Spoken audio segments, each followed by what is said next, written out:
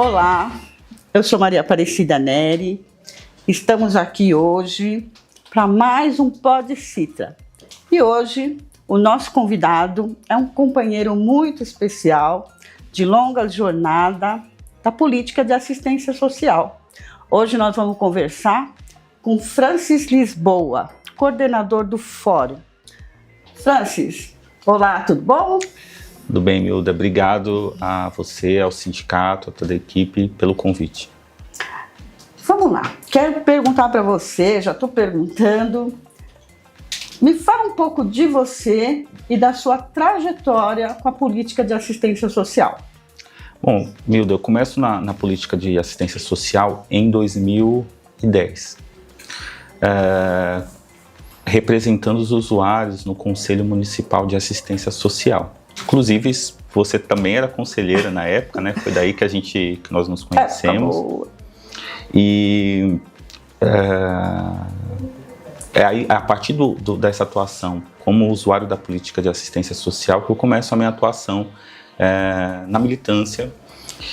Em seguida, vou conhecer o Fórum da Assistência Social, que é um organismo que já existia há muito tempo e na qual também passo a frequentar, passo a me integrar junto às lutas, às temáticas, junto às articulações nas conferências municipais de assistência social. E lá em 2016, eu assumo a coordenação desse fórum, que eu acho que é importante, até para quem está nos assistindo, que talvez não conheça, o que é o Fórum da Assistência Social, né? O Fórum, ele tem hoje mais de 30 anos de existência, então a gente vai lá buscar ali para os anos 90, né, quando ele foi criado, e ele congrega os trabalhadores da assistência social, as organizações da assistência social e os usuários da política de assistência social. Então é um organismo de controle social que acompanha a política, que aglutina todos esses segmentos, essas pessoas, para buscar a melhoria e o aprimoramento da política de assistência social. Esse fórum é tão antigo que, para você ter uma ideia, antigamente, hoje o que a gente chama popularmente de creche, né, que é a SEI, ele sai aí do Fórum da Assistência Social. Então, quando antigamente as creches eram executadas dentro da política de assistência social, e existe essa separação, ela passa aí a fazer parte do rol da educação, esse fórum se desmembra e funda o Fórum de Educação Infantil. E, de certa forma, todos os colegas, aí falando sobre o aspecto dos trabalhadores que estão tanto na educação como na assistência social da rede conveniada, são nossos colegas, né, de profissão e de classe também. Todo mundo está junto na mesma luta, ainda que em contextos diferentes. Nossa, é bom lembrar dessa época, né? A gente, na lida, todos os dias, a gente não conversa muito, a gente às vezes acaba até se esquecendo, mas a importância do fórum, muito legal o seu resumo do que é o fórum. Você colocou bem explicado a questão do fórum e você falou assim um pouco, você pincelou a questão da importância do fórum na política de assistência social. E como você vê a política de assistência social, as alterações da época do começo do fórum para hoje, como você vê isso? Eu vejo que a atuação da sociedade civil junto ao fórum, porque é isso que é o fórum, não é uma pessoa, mas é esse conjunto de pessoas e de segmentos, ele conseguiu muitos avanços, né? Nós conseguimos conquistas sob o ponto de vista trabalhista, de melhoria do trabalho, de aprimoramento da execução dessas parcerias com a municipalidade, vários reconhecimentos, né, tanto por trabalhadores e ganho para os usuários em termos de direito, o que mostra que, apesar de muitas vezes ser bastante difícil e desafiador, a gente fazer alguns enfrentamentos, fazer esses debates, ele compensa. Ao longo dos anos, quando a gente volta ali, de 2010 até hoje, foram muitos avanços. A gente ainda tem muita coisa para brigar e para melhorar. Mas eu acredito que o principal papel do fórum é ser esse agente tensionador de diversos atores, desde atores governamentais, como a prefeitura, Estado, a União, como também outros agentes, como os próprios sindicatos, outras associações, né, do setor, o próprio Conselho Municipal de Assistência. Ou seja, ele acaba sendo um espaço onde as pessoas trazem as suas angústias, trazem os problemas, as ideias, né, de aprimoramento da política, e que a gente consegue, a partir daí, traçar estratégias intencionando em cada um desses espaços até conseguir aí essas melhorias, né? Então, eu avalio que de lá, desse tempo, de 2010 para cá, a gente teve muitos avanços, muitas coisas que no passado a gente lutou por anos, a gente posteriormente conseguiu. Lembrando que, né, no passado as organizações eram poucas, era era mais uma questão de benevolência. Você participou dessa alteração que sai da questão da caridade para a questão do direito, né? Você acha que a gente avançou bastante nessa questão do direito? Assim, dos 30 anos do Fórum, eu obviamente não participei do início. Então, quando eu já chego na política, a gente já tem muito mais consolidado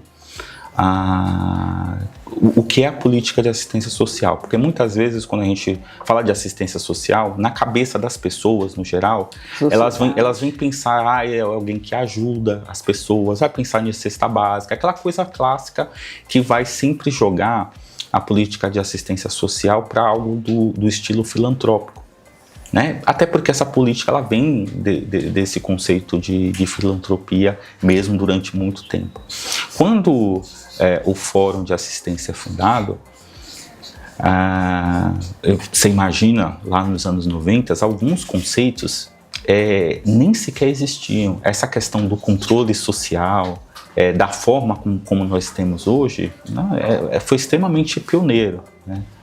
E falando dessa temática da assistência social. Então, no país é uma coisa bastante difícil. E quando eu chego na política de assistência social, a gente já tem uma série de regulamentações.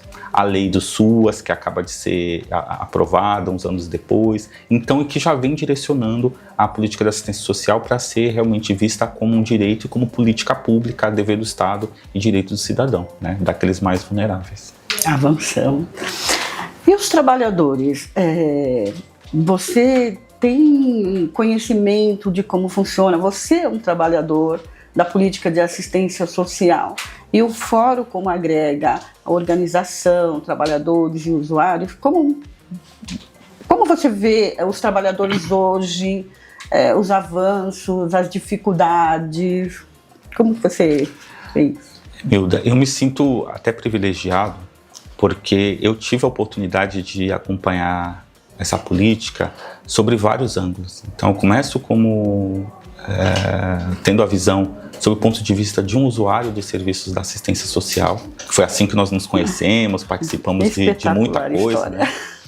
E em seguida eu passo a trabalhar como orientador socioeducativo em um centro de acolhida à noite, ali na região das Aquinas, centro de acolhida não tem mais.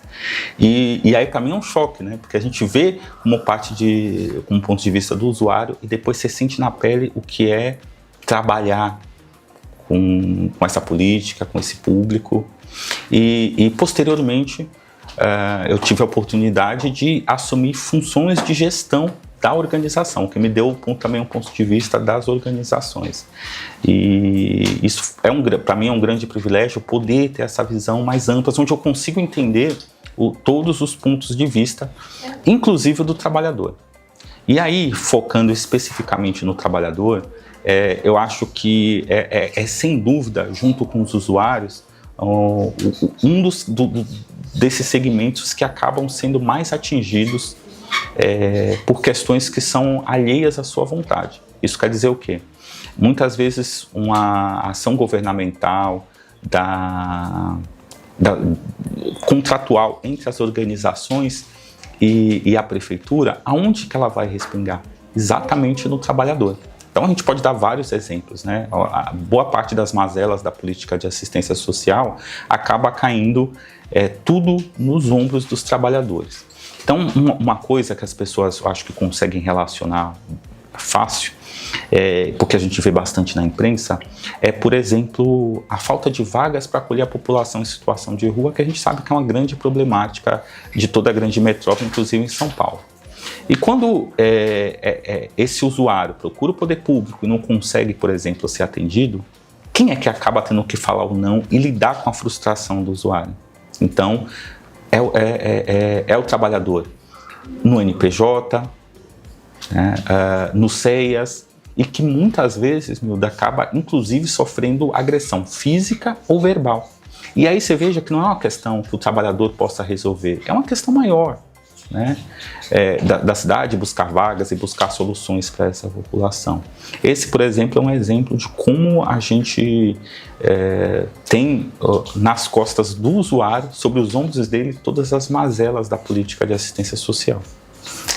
Aí você colocou, a gente vai voltar a falar mais sobre o trabalhador, mas dentro do que você colocou, que sempre acaba no ombro do trabalhador essa responsabilidade por a falta de vaga, a gente está falando aqui do sistema, né? Como que você vê o sistema, a questão da prefeitura, diante dessa realidade tão conflitante que é a necessidade da vaga e o trabalhador nesse meio? Eu acredito que o que falta é consistência de política de Estado. Então, o que a gente observa e que eu consigo observar ao longo dos anos, né? Lá desde 2010, que passou por várias gestões de diversos matizes políticas, ou seja, de vários partidos diferentes, foram governos diferentes, e cada governante que chega, ele muda toda a lógica, muda conceitos, serviços, enfim, o que era prioridade de uma gestão não é em outra, e isso causa uma grande confusão. Então a gente tem uma confusão nas normas, nos procedimentos, na própria concepção de execução desses serviços, de oferta desses serviços à população, e para mim essa é a grande falha matriz. Então você, toda vez que tem uma troca de gestão e de governo, você muda tudo. Aí sempre tem alguém que chega e quer inventar a roda. Isso é muito comum, hoje a gente vê bastante isso. Volto no tema da população de rua, porque é mais fácil para quem está ouvindo, vendo e assistindo a gente compreender. Então sempre tem alguém que tem a solução mágica. Então a gente já teve governo que era só dar emprego, que ia acabar com tudo, e a gente, enfim, vem várias soluções mirabolantes e a gente não consegue ter consistência de uma política que, para além do gestor de plantão, ela consiga ser uma política realmente de Estado, com consistência, com objetivo de médio e longo prazo, que obviamente vai ultrapassar esse tempo de governo. Então, é uma visão muito de transitorialidade da política de assistência que esses gestores têm. O que isso quer dizer na prática? Que a política de assistência social ela é vista como algo que existe apenas porque outras políticas não funcionam. Então, na cabeça dos gestores, se eu tivesse uma educação melhor, saúde melhor, uma política melhor do trabalho, aí não teria ninguém em vulnerabilidade, não teria pobre, para a gente falar de uma forma que as pessoas entendam. Na sociedade, aí eu não preciso de assistência social, o que é uma visão muito fora da realidade, que demonstra o desconhecimento do poder público sobre a política de assistência social, que muitas vezes é rejeitada e não consegue entender que as mazelas sociais ela perpassam por uma série de fatores que toda a sociedade tem que lidar com eles. Sim, até porque tem pessoas que têm uma situação financeira equilibrada e por alguma situação precisa da política de assistência social. Toda essa dificuldade vivenciada pelo trabalhador que você coloca, nós tivemos o avanço da insalubridade. Como que você vê isso? Um ponto positivo, um ponto negativo desse ganho da insalubridade?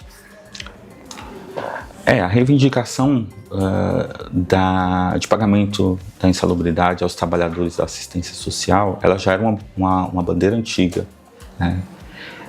Acho que desde que eu cheguei no fórum já se falava sobre isso, e tinha uma série de discussões que eu acho que até filosóficas, que eu não vou entrar no mérito.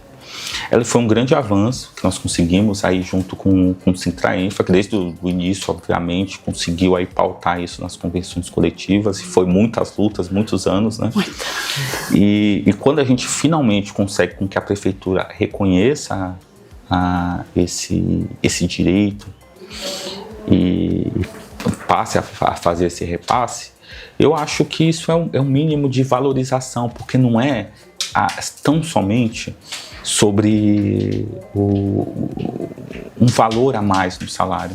Isso é uma consequência, óbvio que todo mundo tem a expectativa, mas é o reconhecimento da própria condição do trabalho, que a gente vê durante a pandemia, que a gente teve inclusive trabalhadores da rede conveniada que faleceram de Covid e estavam lá na linha de frente. Se a gente voltar nesse período da pandemia, a gente sabe onde todos os segmentos sociais, todo mundo com muito medo, ninguém sabia o que era isso, e a política de assistência social, ela não podia parar. Eu não posso parar de atender a população de rua, as crianças que estão em abrigo, os idosos. Então, os profissionais, muitas vezes de saúde, de outras áreas, já tinham esse reconhecimento, muitas vezes fazendo trabalhos similares e com o mesmo público, e os da assistência social não tinham. Então, esse foi o maior ganho, que é o reconhecimento da situação real e concreta que esse trabalhador passa no ambiente de trabalho. Agora, uma coisa negativa é que, infelizmente, a gente ainda tem muitos trabalhadores de fora desse direito, o que eu acho que tanto para o sindicato quanto para o fórum é uma luta que a gente não esqueceu e vai continuar encampando, e com certeza a gente vai conseguir ganhar. A grande dificuldade é realmente essa relação com a prefeitura, que muitas vezes não reconhecem esses outros trabalhadores como fazendo jus a esse direito. Aí eu vou dar um exemplo para você, que são os profissionais do NPJ, do Núcleo de Proteção Jurídica e Social. E que a gente tem diversos casos, são atendimentos massivos ali, com dezenas de pessoas. Aliás, eu acho que em algumas regiões passam a centenas. O contato que esse trabalhador intenso, no corpo a corpo com o público, e a prefeitura não reconhece, acha que o serviço não faria jus a isso. E todo esse cenário que a gente fala das dificuldades dos serviços e da execução, ele reflete também no adoecimento desses trabalhadores, né, que passam por essas pressões. Eu não tenho vaga, eu não tenho outros encaminhamentos, falta oferta na política de assistência social e ferramenta, portanto, para esse trabalhador, e que muitas vezes é confrontado pelo usuário dos serviços públicos, e muitas vezes ele não consegue entender que essas decisões, na verdade, estão num gabinete, né? Não é aquele trabalhador que está ali, mas quem é que acaba sendo alvo de toda a frustração daquela pessoa que vai buscar auxílio do Estado e não consegue? No trabalhador. Isso causa muito adoecimento. Isso se a gente for falar só dessa questão do atendimento, mas a gente também tem uma questão do assédio moral dentro do ambiente de trabalho, não só da chefia das organizações que contratam direto esses trabalhadores, mas muitas vezes trabalhadores da rede conveniada que também sofrem assédio por agentes da prefeitura, em que normalmente esse tipo de caso é ainda pior, porque a prefeitura é a dona do contrato, e aí esse tipo de coisa as organizações não vão querer bater de frente com a prefeitura, sempre sobra para o trabalhador na ponta. E acho que todo esse conjunto gera uma grande problemática hoje, e que é um anseio dos trabalhadores, porque a maioria das pessoas, apesar de gostar de trabalhar na assistência, por mais difícil que chega, ele se sente oprimido, ele vai sair para trabalhar e não sabe o que vai acontecer, porque ele pode inclusive sofrer algum tipo de violência, né, ao fazer esse atendimento por essas razões que eu coloquei. Então, muitas vezes o usuário vai num espaço todo degradado, em que o trabalhador ali faz o melhor que pode nas condições que pode. Ele não tem um sabonete para oferecer, ele não tem toalha, ele não tem vaga, E muitas vezes, como eu já falei, essa frustração acaba caindo no colo do trabalhador. E aí ele fica angustiado, porque ele não tem oferta, não tem o que fazer. E a gente tem hoje um aumento muito grande dessa violência, coisa que a gente não via nos primórdios, né, da política. Então, quando eu olho lá para 2010, esses episódios eram muito raros. E hoje eles são, infelizmente, cotidianos. Francis, você falou da questão do Estado e da política de Estado e da política de governo, que são coisas diferentes, né? E o trabalhador, às vezes ele é um pouco alheio a todas essas diferenciações que impacta até na luta por garantia de direito desses trabalhadores, né? O sindicato ele vive numa linha tênue, né, entre a necessidade do trabalhador e os órgãos que podem responder positivamente em relação às necessidades desse trabalhador, no caso a prefeitura e no caso as organizações, né? E você acompanha a luta do sindicato, a dificuldade que a gente tem exatamente por essa questão, uma política de Estado que deveria ser contínua e ela esbarra na questão de uma política de governo que começa sempre do zero e isso não dá nem visibilidade do que é a política de assistência social, né? Como você vê a luta do sindicato, as dificuldades? Porque você é um companheiro que tem uma compreensão das dificuldades do sindicato e conhece as lutas do sindicato, porque nós sempre estivemos juntos nessas labutas do dia a dia. Me fala um pouco disso. Eu acho que uma grande dificuldade que a gente tem com a nossa categoria, na assistência social, posso falar também na educação, é o desconhecimento do trabalhador sobre como funciona toda essa máquina e todo esse sistema. E essa incompreensão, às vezes, vai gerar uma crítica ou uma percepção errônea ao trabalhador. E muitas vezes a gente vê o próprio trabalhador atacando o que não deveria ser atacado, como a instituição sindical, que eu até já chego lá, mas eles não conseguem entender aonde está a real dificuldade da questão.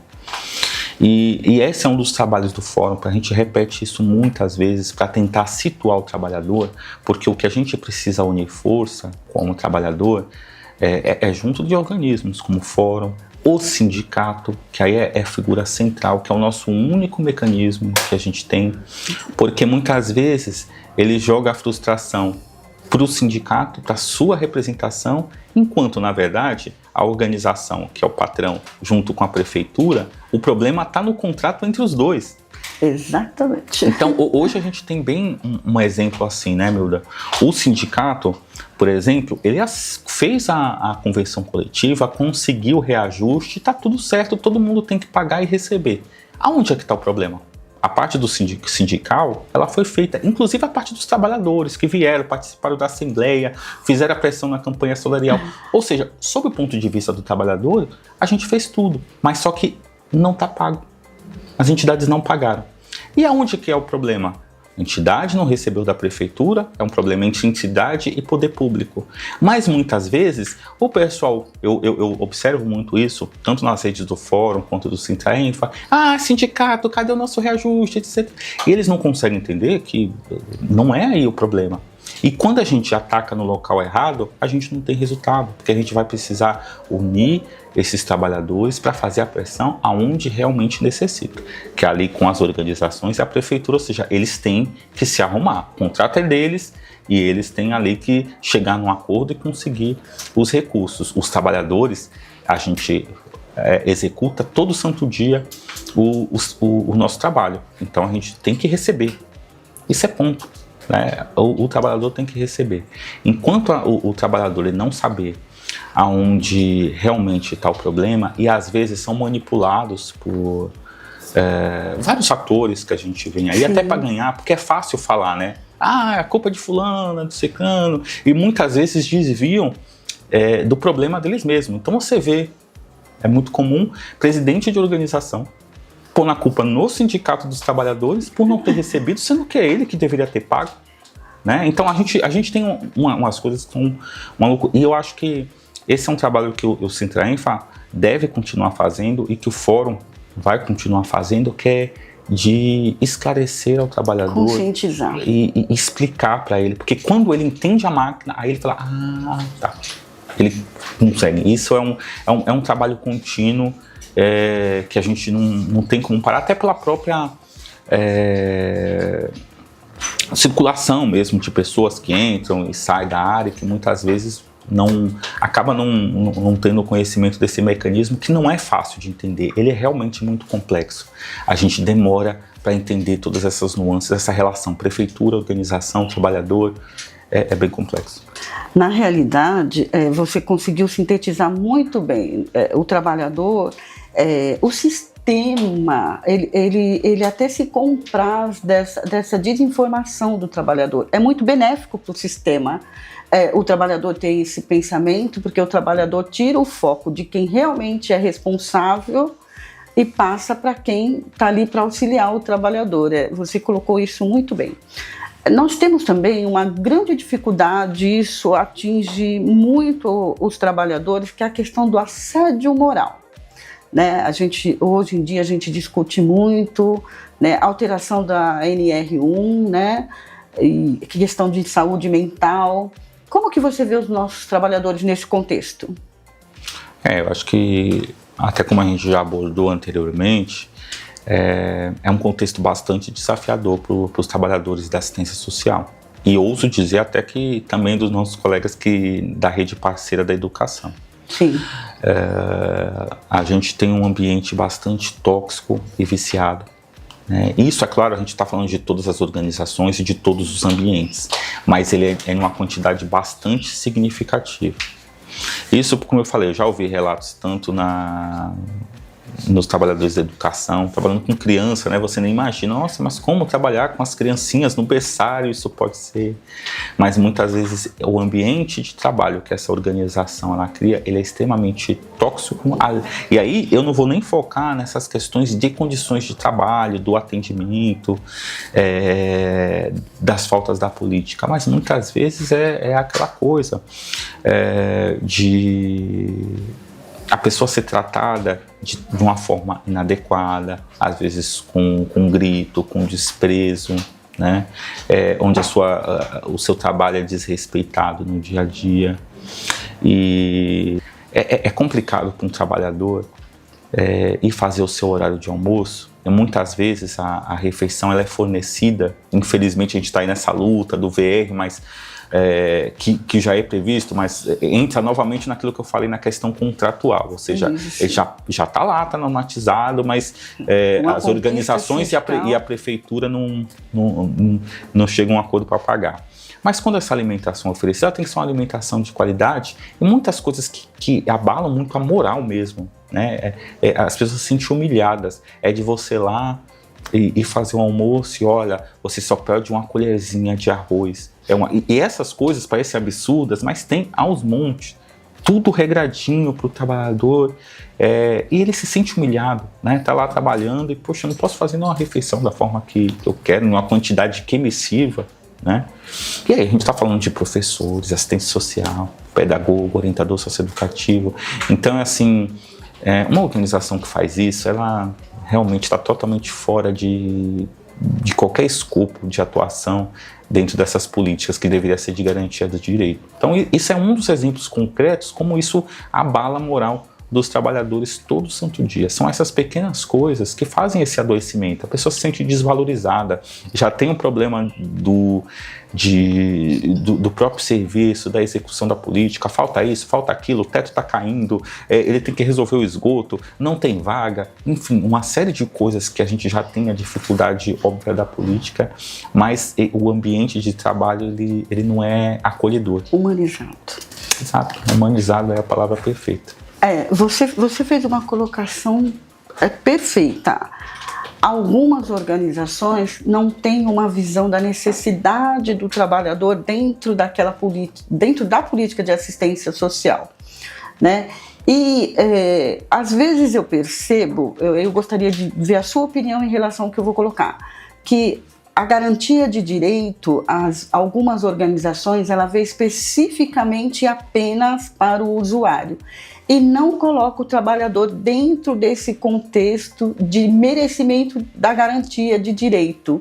E isso é um pouco conflitante para quem trabalha com política de assistência social. Você colocou isso na tua fala, né? Você consegue complementar um pouco melhor isso? Não, consigo. Eu acho que realmente as organizações não se aperceberam de que a principal ferramenta para ele cumprir esse contrato e todos os objetivos sociais que estão no estatuto, plano de trabalho, é esse trabalhador. A valorização.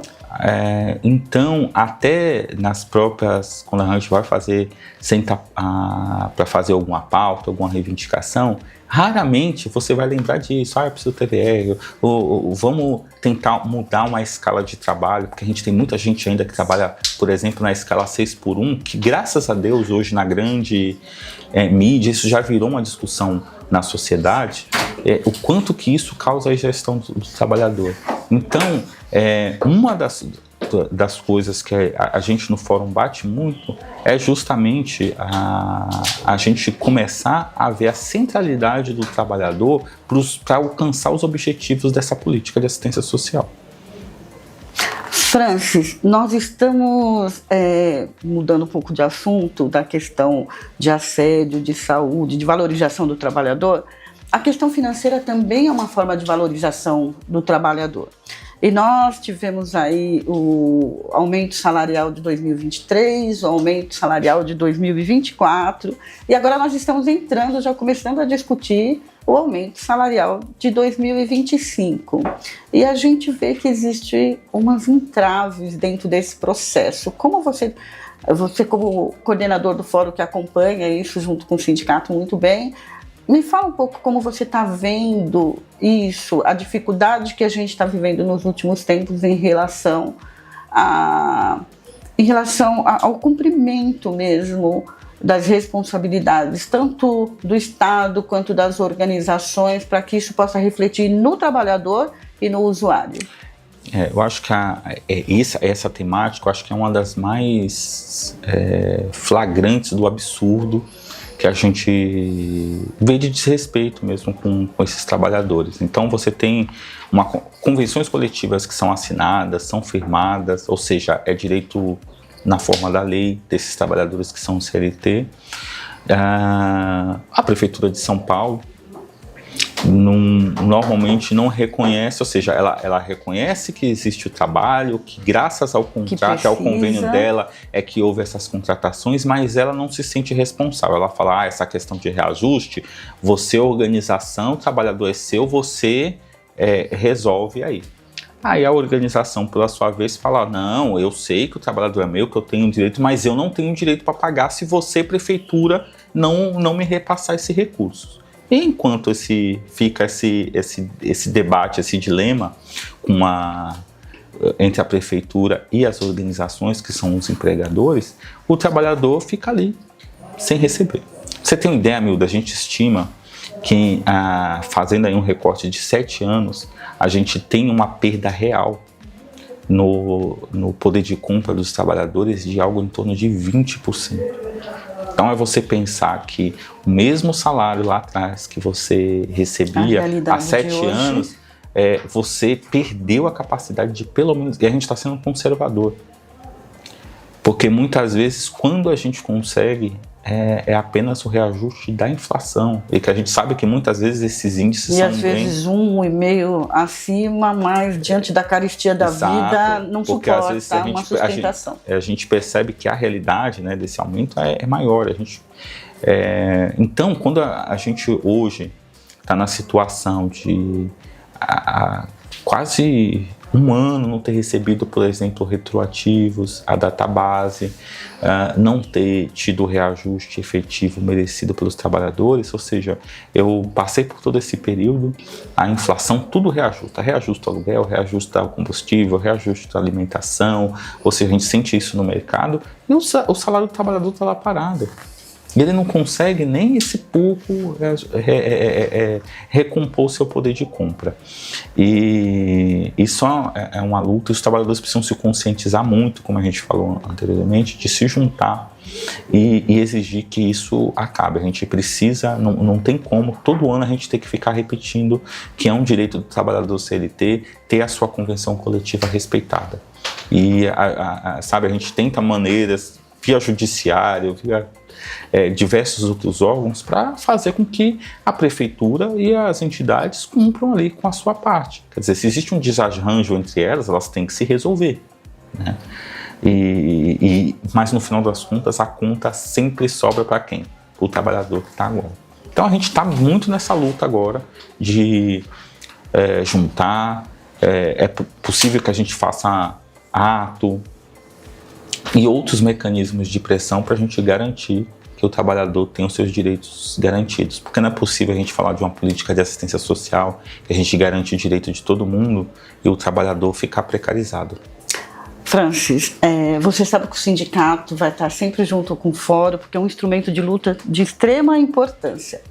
Eu vou agradecer a sua presença aqui, mas primeiramente eu quero que você encerre, né, o Pode Citra de hoje. Eu vou passar a palavra para você e aí depois eu encerro. Milda, eu agradeço a você, como presidente do CITRA-ENFA, a todo o sindicato pelo convite. Estamos juntos nessa luta, conte sempre conosco e boa sorte aqui no Pode Citra, né, que eu tenho a honra aí de ser um dos primeiros convidados, e que esse seja um espaço de aglutinação aí dos trabalhadores, de esclarecimento, de formação, de informação. Muito obrigado mesmo pelo convite. O CITRA-ENFA que agradece a sua presença, foi um prazer enorme, companheiro de luta sempre. E hoje vocês tiveram a oportunidade de conhecer um pouco sobre a política de assistência social. O CITRA-ENFA está buscando uma forma de informar os trabalhadores de uma forma mais lúdica, de uma forma mais esclarecedora do que aquelas coisas maçantes que às vezes a gente faz num seminário, né? São coisas que às vezes exigem um pouco mais de tempo do trabalhador.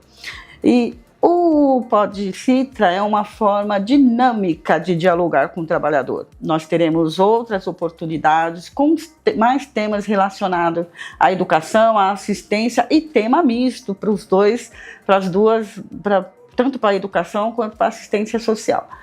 Nós agradecemos muito, muito obrigado novamente, Francis, e até a próxima. Obrigada.